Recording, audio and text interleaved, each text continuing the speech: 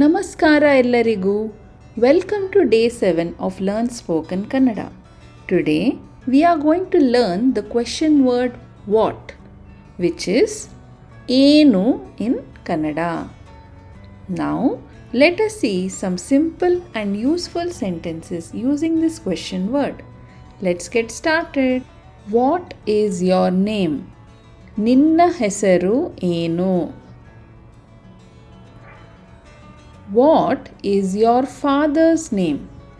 ನಿನ್ನ ತಂದೆಯ ಹೆಸರು ಏನು? What is your mother's name? ನಿನ್ನ ತಾಯಿಯ ಹೆಸರು ಏನು?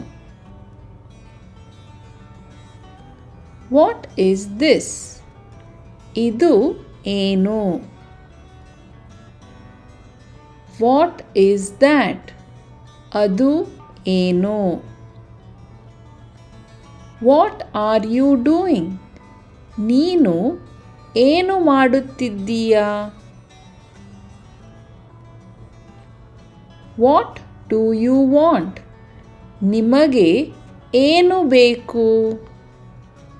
What happened? ಏನಾಯಿತು?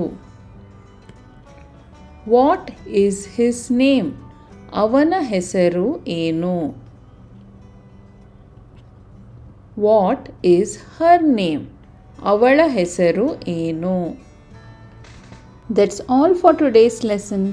Today we learned the question word what in Kannada.